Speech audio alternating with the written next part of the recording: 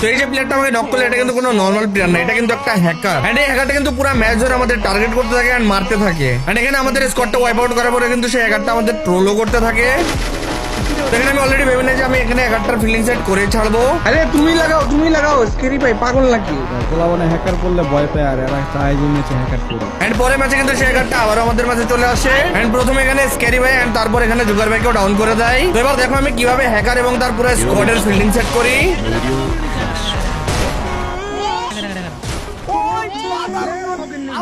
তো প্রথমে এখানে আমি হ্যাকারটাকে মেরে দিই এন্ড তারপরে কিন্তু তার বাকি দুইজন টিমমেটকেও মেরে দেই।